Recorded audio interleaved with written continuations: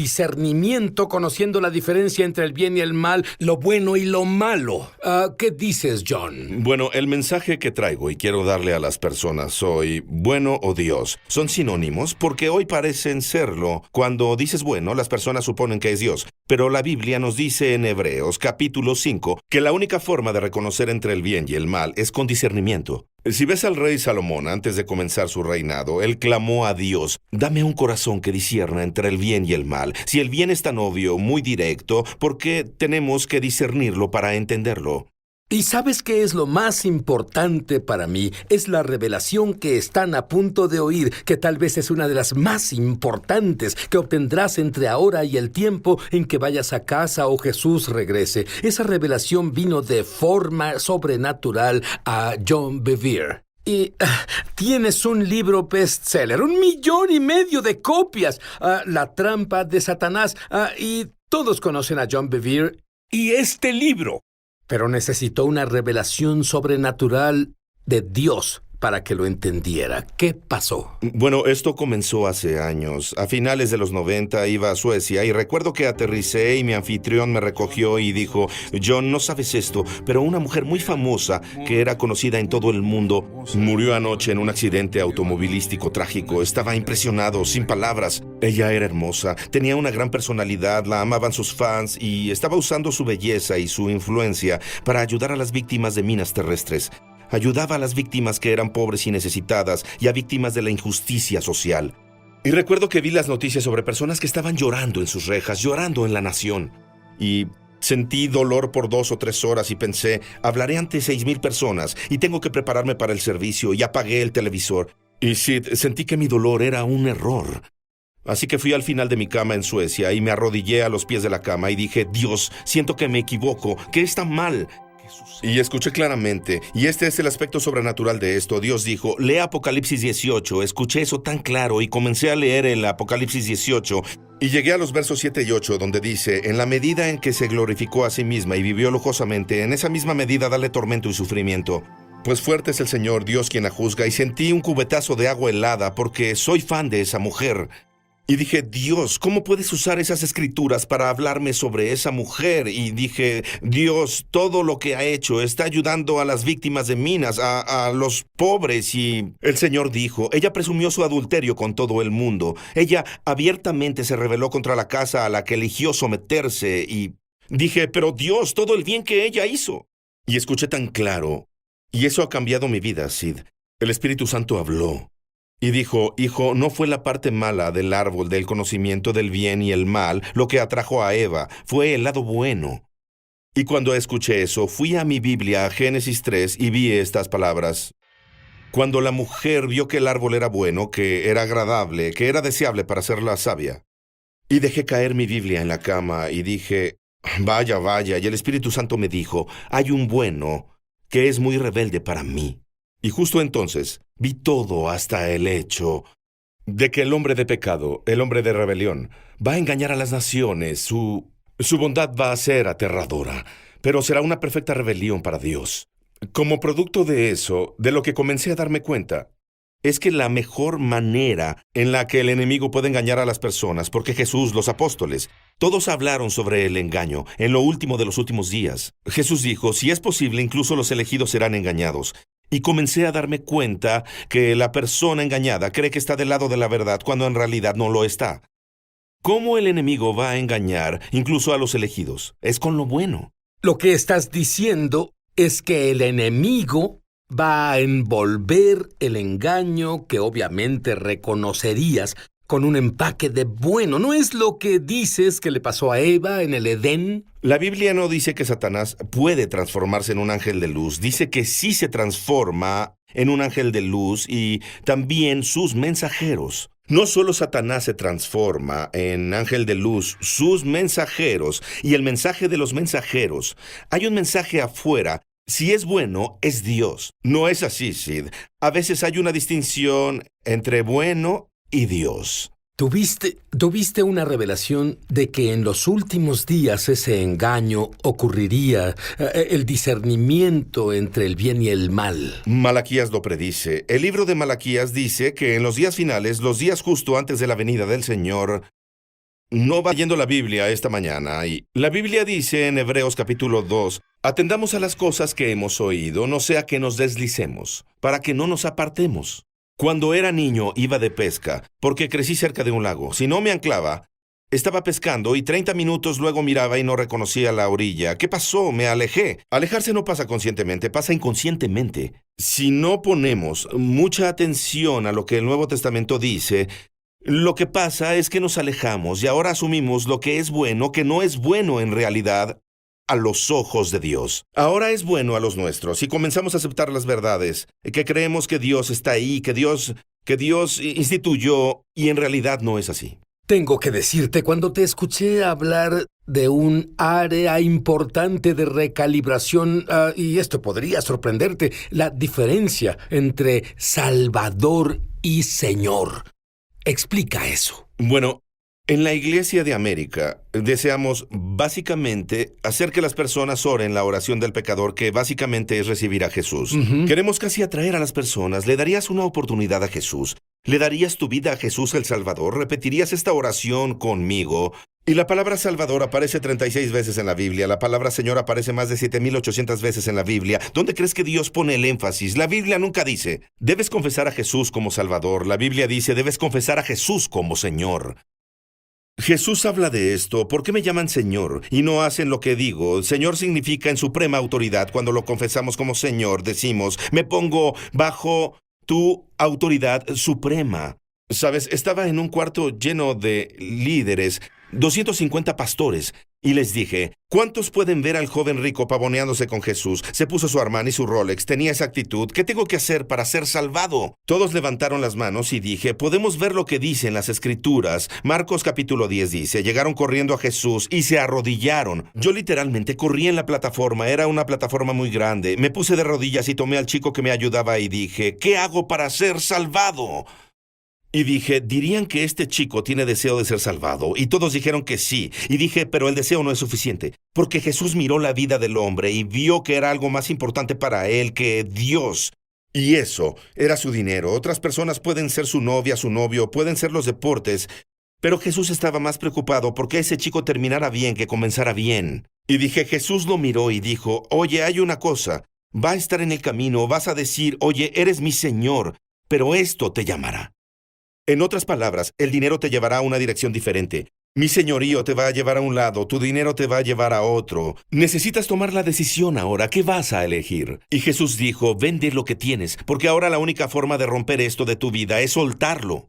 Y el chico, cuando escuchó eso, se fue triste y agobiado. Y Jesús no corrió atrás de él y dijo, espera, Proverbios 19:17 dice, a Jehová presta el que da al pobre y el bien que ha hecho se lo volverá a pagar. Es una promesa. Y si Jesús hubiera corrido a él y dicho eso, lo habría convencido. Pero Jesús nunca usó las bendiciones, las ventajas, los beneficios del Evangelio para atraer a las personas a que lo siguieran. Solo dijo, sígueme no por lo que puedo hacer por ti, sino por quien yo soy. Tengo que preguntarte esto, porque se hizo una encuesta. Y la pregunta fue, ¿qué significa gracia? Pero el resultado de la encuesta fue muy importante para que las personas entiendan. Explica eso. Fue una encuesta desgarradora. Más de 5,000 cristianos fueron encuestados. Eran cristianos que creen en la Biblia. La encuesta era, da 3 o más definiciones de una palabra para describir la gracia de Dios. La respuesta abrumadora fue salvación. La segunda fue gratuita y la tercera fue perdón de pecados. Creo que la cuarta fue amor de Dios. Me alegra que los cristianos entiendan eso, que somos salvados por gracia. Esas son y solo cosas por buenas. gracia. Y cosas verdaderas. ¿Sí? Somos salvados por gracia, solo por gracia. No puedes ganártela ni merecerla y perdona los pecados. Sin embargo, esta es la tragedia de la encuesta. Solo el 2%, la cifra real fue 1.9% de los que fueron encuestados dijeron, la gracia es el poder de Dios, pero es exactamente como Dios representa su gracia, porque Dios le dijo al apóstol Pablo en 2 de Corintios 12:9, bástate mi gracia, porque mi poder se perfecciona en la debilidad o la incapacidad humana. Si ves a Pedro, él dice, gracia os sea multiplicada, como todas las cosas que pertenecen a la vida y a la piedra.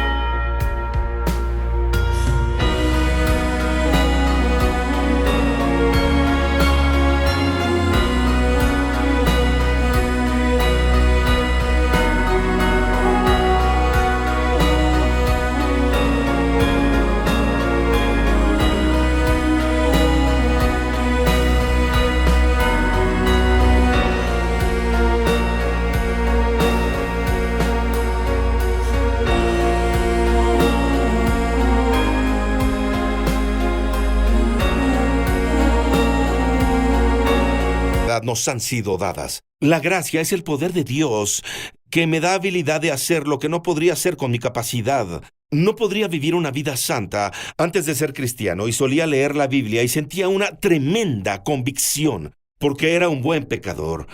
Y aún así no tenía el poder de cambiar. Pero cuando la gracia de Dios vino a mi vida, no solo fui perdonado, no solo fui salvado, pero la misma gracia me dio poder de ser transformado.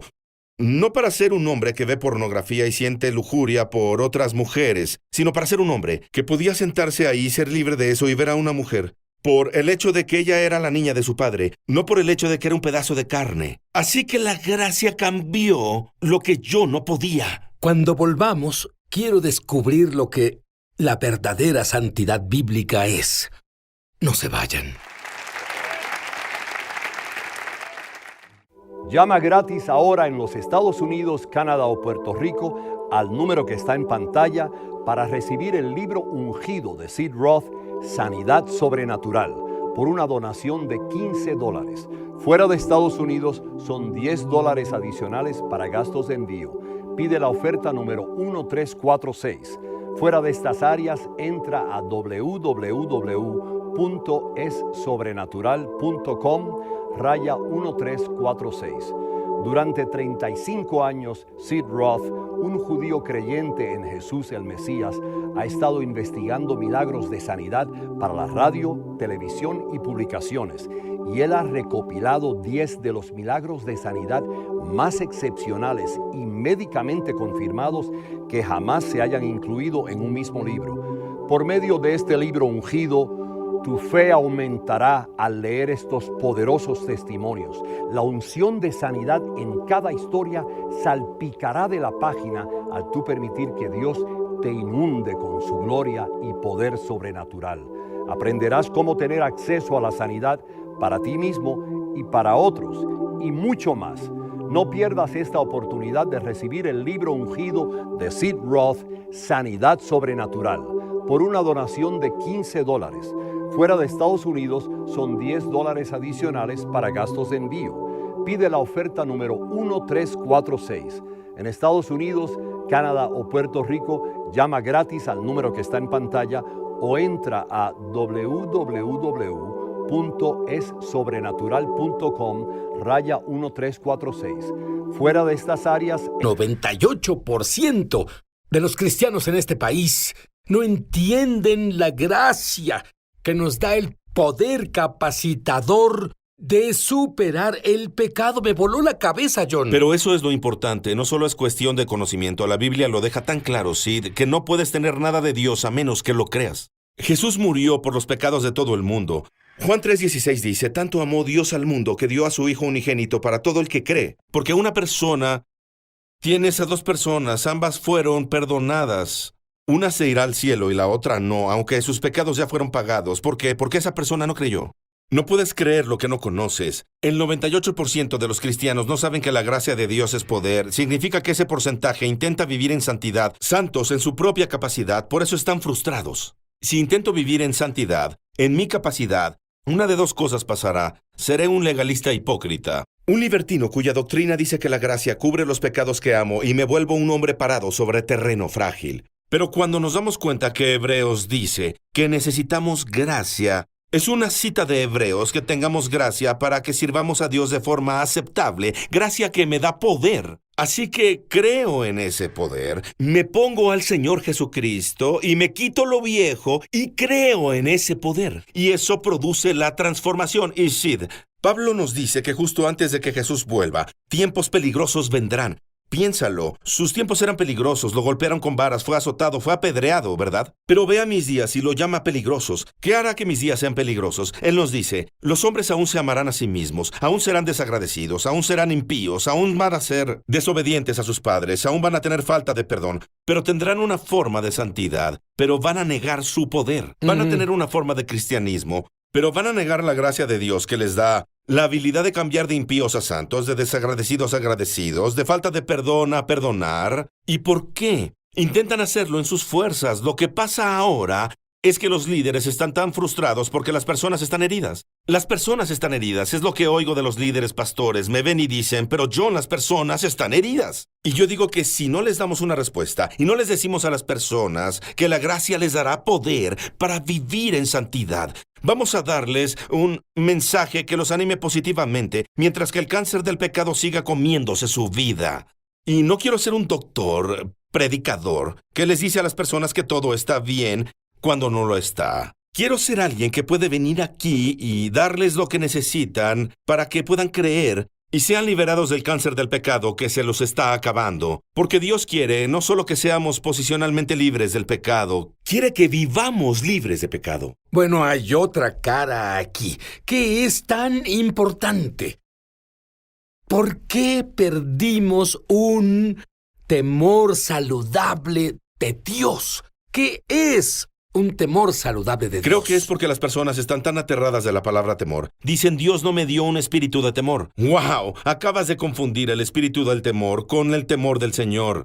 La Biblia dice en el Nuevo Testamento que perfeccionamos la santidad en el temor del Señor. Dice, ocupaos en nuestra salvación con temor y temblor. ¿Qué es el temor del Señor? ¿Y qué es el espíritu de temor? Puedes verlo diferenciado cuando Moisés saca a los hijos de Israel de Egipto. En el monte la presencia de Dios viene y nunca tendrás la presencia de Dios sin santidad, el temor del Señor. Y las personas huyeron. Y la razón por la que huyeron es que no tenían el temor del Señor en sus corazones. Y Moisés lo vio y dijo, no temas, no le tengas miedo a Dios. El mensaje de Jesús es no temas, no temas. Dios dice siempre no temas.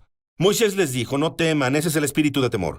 Porque Dios vino a probarlos. ¿Cuál es la prueba? Que su temor esté en ti para que no peques. Espera, Moisés, te acabas de contradecir. No temas porque Dios vino a ver si su temor está en ti. No se está contradiciendo, está diferenciando entre tenerle miedo al Señor y el temor del Señor. Hay una diferencia. La persona que le tiene miedo a Dios esconde algo. ¿Qué hizo en el Edén Adán? Corrió de la presencia de Dios. ¿Por qué? Ahora él tiene el espíritu de temor. Pero la persona con el temor de Dios está aterrada de estar lejos de Dios. Si quieres una definición, la primera definición del temor del Señor es tener miedo, no miedo, es estar aterrado de estar lejos de Dios. Si ves a Lucifer, él dirigía la adoración en el cielo, pero no temía a Dios. Así que se formó iniquidad en él. Si ves a un tercio de los ángeles, están en la gloria, pero no temen a Dios. Y ya no están en la gloria. Cada una de las criaturas alrededor de su trono en la eternidad va a ser probada en dos cosas importantes. El temor del Señor y el amor de Dios son dos fuerzas que nos mantienen en el camino de la vida. Moisés quería la presencia de Dios sobre todas las cosas, las cosas. ¿Quieres la presencia de Dios? Háblame de la presencia. Moisés, si lo piensas, él tenía la mejor vida de un ser humano en el planeta. Tenía la casa más grande, el abuelo más rico, tenía sirvientes, tenía todo lo que quería, pero dejó todo. Israel sufrió abuso por esa misma sociedad, tenían cicatrices en la espalda, sus hijos son asesinados. Salieron y constantemente decían, volvamos a Egipto, era mejor para nosotros. ¿Por qué? ¿Cuál era la diferencia? Moisés anhelaba la presencia de Dios, Israel anhelaba lo que Dios hacía por ellos. Querían la tierra prometida. A Moisés Dios le ofreció, adelante, ve a la tierra prometida, enviaré un ángel, pero yo no iré. Ahora, si Dios le hubiera dicho a Israel, si hubieran tomado Egipto sin un ángel, habrían tomado la tierra prometida con un ángel, estoy seguro de eso. Pero Moisés dijo, si tu presencia no nos guía de ese lugar de sufrimiento, ese lugar de falta en el desierto, no me iré, no nos saques de aquí. Porque lo que Moisés le comunicó a Dios es, si tengo que elegir, prefiero estar en tu presencia. Prefiero estar en tu presencia que en tus promesas.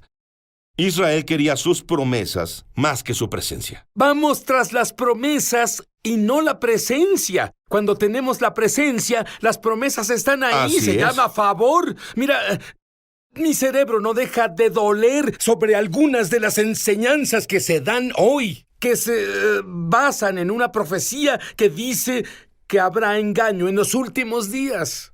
Esa fue la tentación de Satanás con Jesús. La carne. La primera, la roca. Dios quiere. La Biblia dice, no he visto justo desamparado ni su descendencia que mendiga pan. Ahí está tu pan, conviértelo. El siguiente es todo lo que tus ojos puedan ver. La lujuria de los ojos, todos los reinos del mundo. Solo adórame. La adoración es a quien obedecemos, no a quien le cantamos. Nuestra mayor forma de adoración es la obediencia, y eso viene de un corazón que teme a Dios. ¿Jesús es tu Salvador o tu Señor? Quiero que repitas una oración conmigo, pero con el corazón. Eso hará la diferencia entre conocerlo y saber de Él. Repite conmigo, querido Dios, en voz alta, querido Dios, soy un pecador. Contra ti y solo contra ti he...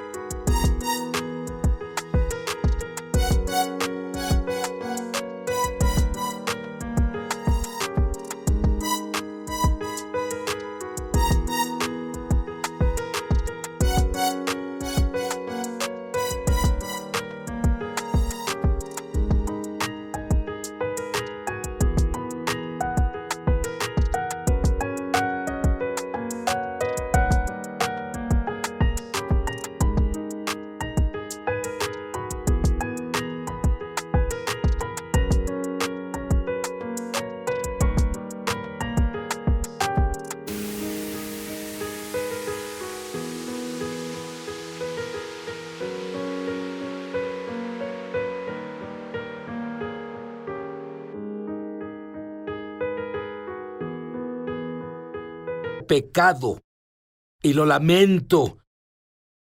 Yo te hago mi Señor y Salvador. Señor Jesús, dame el poder capacitador de tener tu presencia a donde sea que vaya. Ven a vivir